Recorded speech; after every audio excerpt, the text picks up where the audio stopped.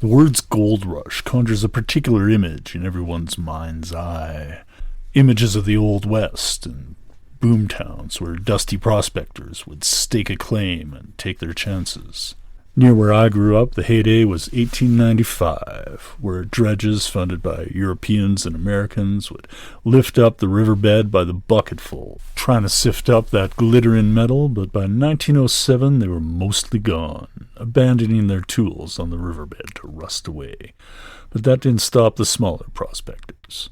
They continued on. Legend tells of one prospector who's still tending his claim to this very day. Every morning he gets up and tends the hearth in his tiny cabin, makes himself some coffee and porridge, maybe adds a little salt pork and a biscuit if it's been a good month, and then packs up his gear and heads up the mountain. It's a 2-hour hike to get to where the waters run clear, and you gotta get there for dawn, so that when you reach down with your pan and give it a shake in the stream, you can hold it up just right against the morning light, and if you're lucky, real lucky, you'll see that glittering gold sparkling in the pan. You see, the secret that the prospector knows is it isn't how deep the water is, it's how fast it's going. And those mountain streams are very fast indeed.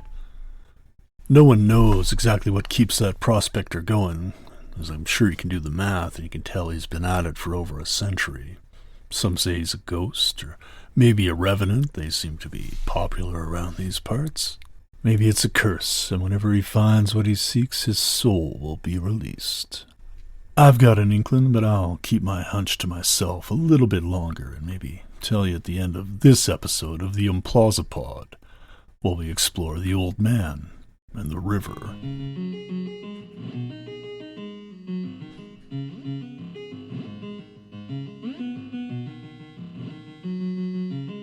Welcome to the Implausipod, a podcast about the intersection of art, technology, and popular culture. I'm your host, Dr. Implausible. And this episode will pick up almost directly where our last episode left off, whereas Silicon Dreams talked about how literature inspired the mythic imagination that led to the development of virtual reality and our new AI tools. Here we're going to talk about pop culture more generally.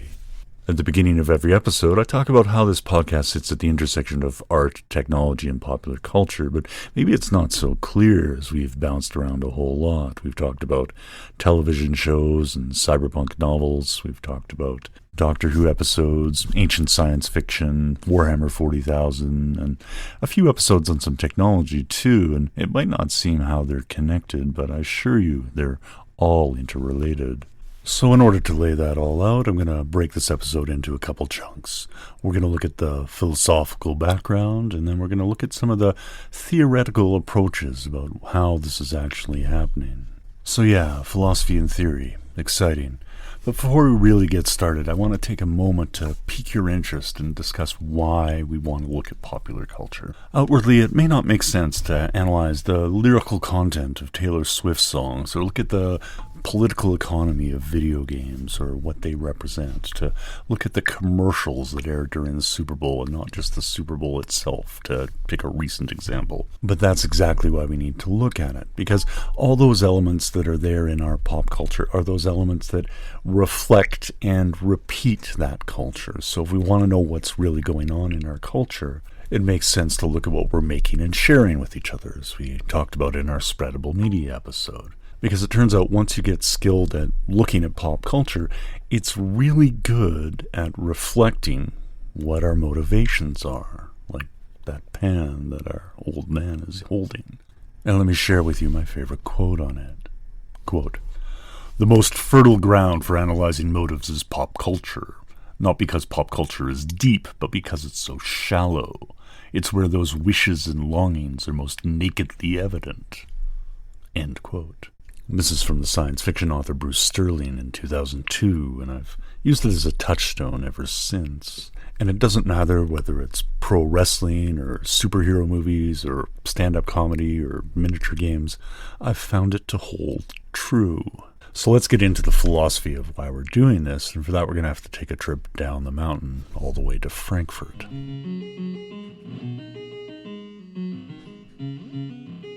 Now, depending on your academic background, you may have heard of the Frankfurt School before.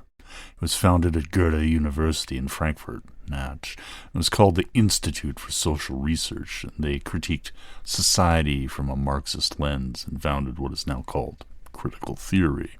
Prior to World War II, the director was Max Horkheimer, who wrote some of the foundational documents and worked with Theodor Adorno and also Herbert Marcuse.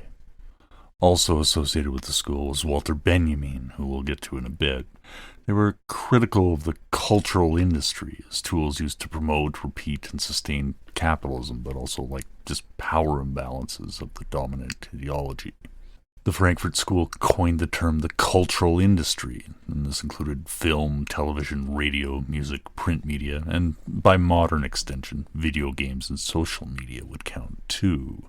And where Marx was focused on the means of production, the Frankfurt School extended that to mean the means of production of culture, as they observed that those who owned those cultural forms were able to have an outsized say in the political discourse. They were able to reproduce ideology. And for the Frankfurt School, we can see this in the ownership of media in their time, with the William Randolph Hearsts of the world, and in ours with, say, Jeff Bezos' purchase of the Washington Post and Elon Musk's purchase of Twitter, Mark Zuckerberg and his advertising company Facebook building media outlets for their customers, and the purchase of Instagram, WhatsApp, and the like. And while the Frankfurt School were some of our first explorers who identified that river, the flood of material that we get from the cultural industries, they also had some rather negative thoughts about it as well. I'm referring here mostly to Theodor Adorno, who was a musicologist and was critical of popular music, and in his time that included jazz, but for him popular culture was something that rationalized the arts, that took off all the rough edges to make it palatable for consumption, and by that it made the consumers, the listeners or viewers or readers, that much more passive and just accepting of the information that they were getting. If the art doesn't challenge you, it doesn't make you think. But here I think we need to make a bit of a distinction between mass culture and popular culture. If mass culture is a big lake or the ocean that's available to everybody, then popular culture is that fast-flowing river that joins the sea at some point. But the critical point here is that only some material from mass culture enters the popular culture, to quote John Fiske. But if we want to understand how that happens, we need to start moving on from the Frankfurt School to one of their associates, Walter Benjamin. Now, he's perhaps best known for his writing on art and aesthetics, but for us, the work that's most relevant is the work of art in the age of its technological reproducibility. This is a foundational text about how the very nature of art changes when you no longer need an artist doing each and every piece, and it can be mass copied and reproduced. And it's even more relevant now in the age of AI tools, so we'll have to return to this in a few weeks. Now, Benjamin, writing in 1935, is talking a lot about film at this point in time, as different from painting and other composition, and being something much more than just photography itself. And it's the unfinished nature of it, that it cannot be completed with a single stroke, but rather requires much in the way of what we now call post-production, the work of editors and colorists and visual effects and sound design, and all these things together. Film has a capacity for improvement, end quote, in that all these things can be done after the shot, and these are one of the things that make film so magical. That capacity, in turn, is what Benjamin quotes from Franz Werfel. Quote, "Film has not yet realized its true purpose, its real possibilities. These consist in its unique ability to use natural means to give incomparably convincing expression to the fairy-like, the marvelous, the supernatural."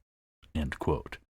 Of course, here, Werfel and Benjamin is talking about A Midsummer Night's Dream, but we can see how film can be used to create and develop the mythic imagination in its audience as well, as we discussed last episode.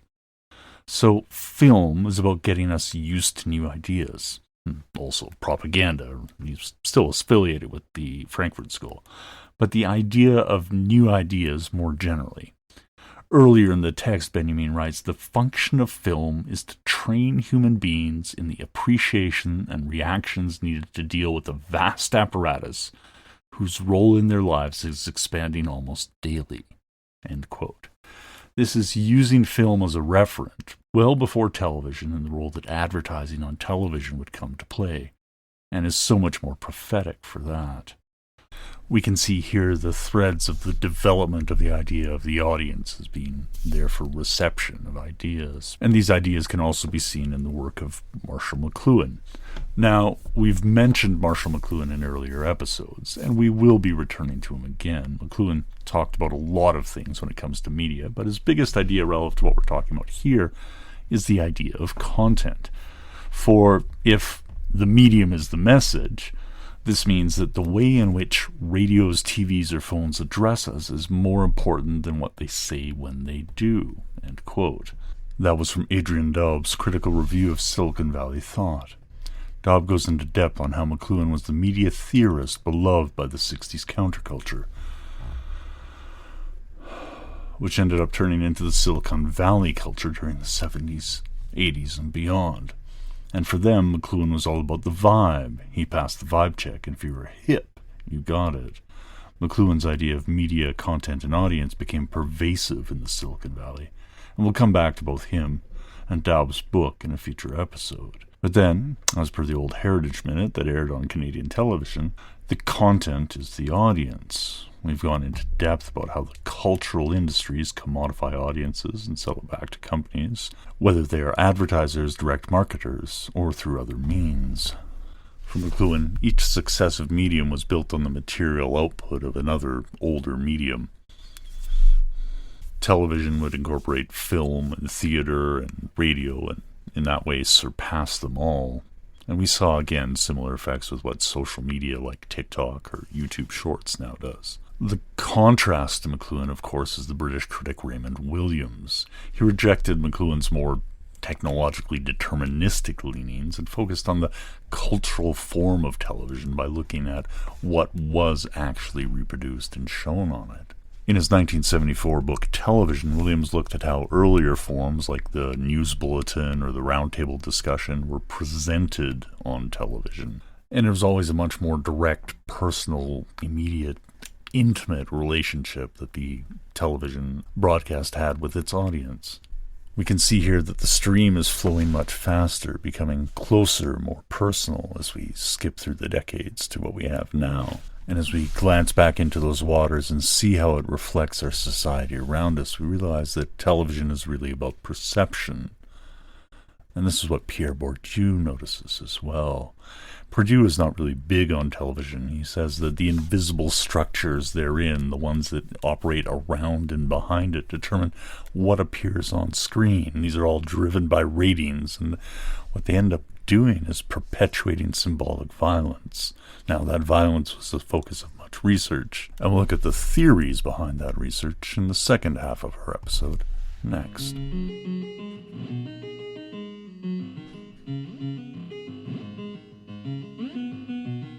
So up till now, we've been looking at some of the philosophy about why we need to peer deep into the river, but let's see if we can learn a little something by taking a look at the way that that research has been operationalized, the techniques for panning for gold in that stream. And as we saw with Bourdieu, one of the main concerns was the violence, symbolic or otherwise, that was shown, but that actually goes back further. Quoting M. Griffin, he noted that one of the early theories, that TV's powers comes from the symbolic content of the real-life drama shown hour after hour. And this comes from cultivation theory, proposed by George Gerbner in 1973. Now, as Griffin notes, television's function was as society's institutional storyteller, and that lines up with what we've discussed earlier. But for Gerbner, the story being told was violence. As part of his 20 years Cultural Indicators project, there was a lot of research done into the amount of television violence that was being shown. And it was more than just the overt acts of violence, it was also who the violence was directed towards, often minorities or marginal populations.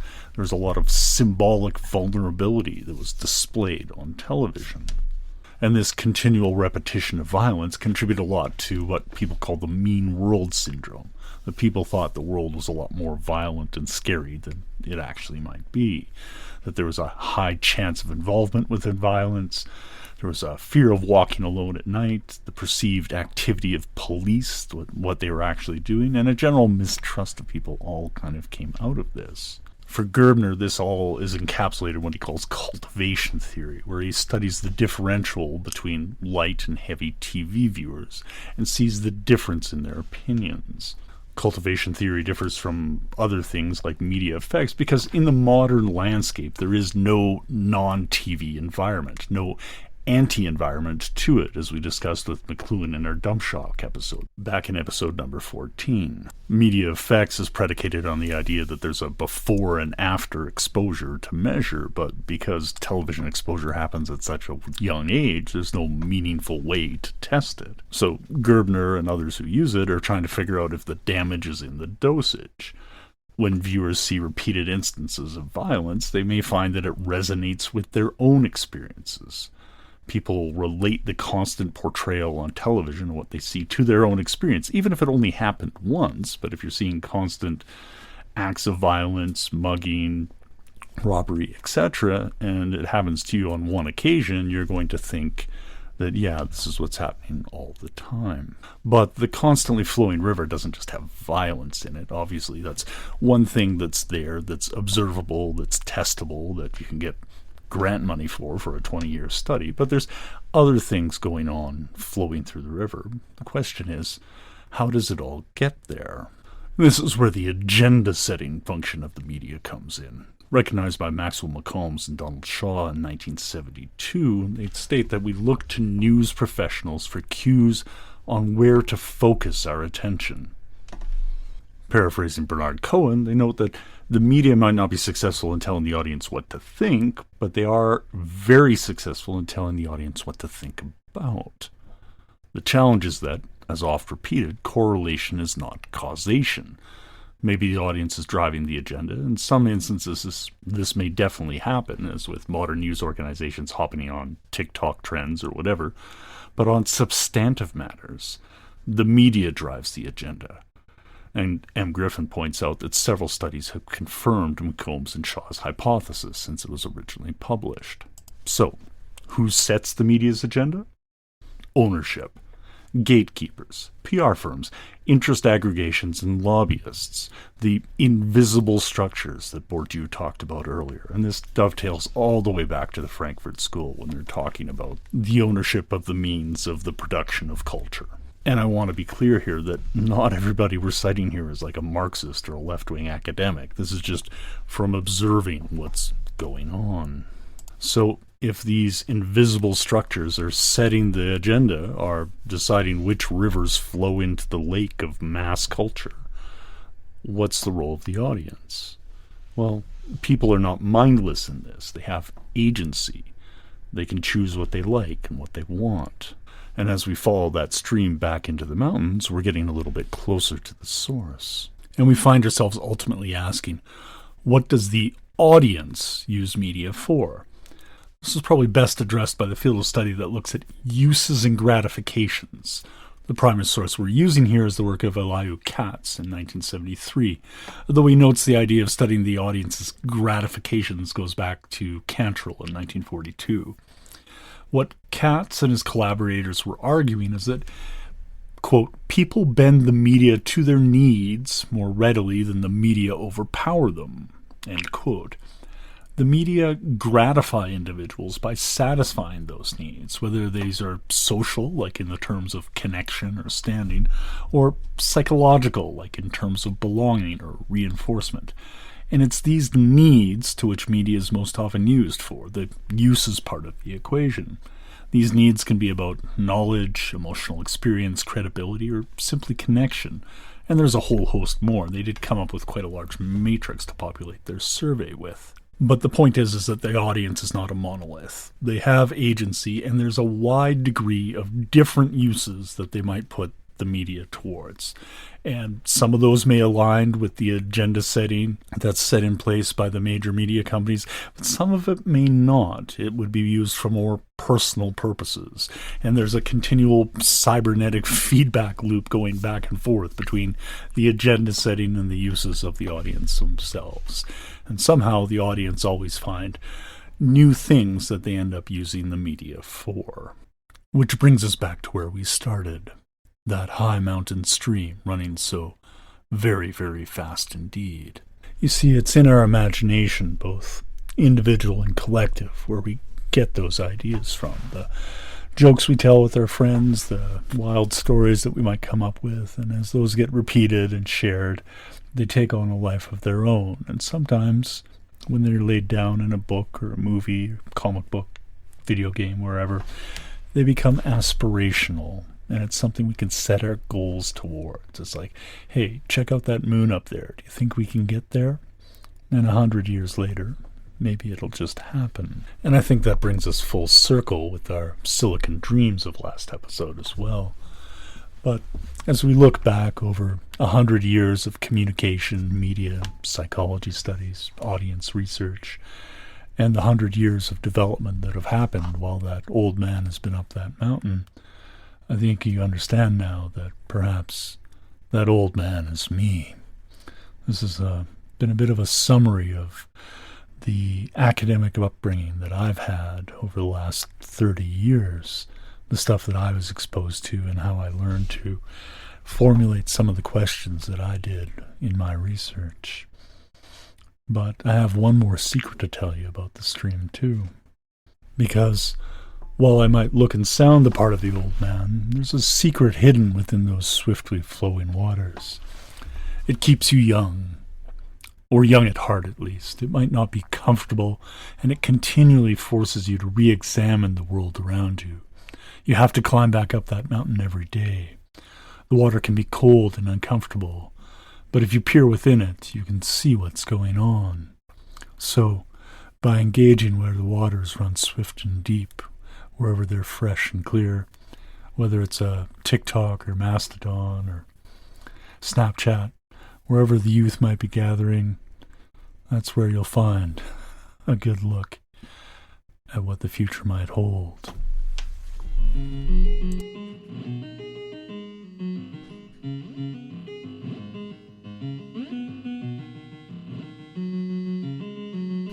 Thanks for joining us here on the Implausipod. And next episode, we might find exactly what that future holds when we open up the black box labeled AI that we found during all this dredging in the river, and see what those fast-running waters can tell us about our expectations, the uses and gratifications from that most recent of our technologies.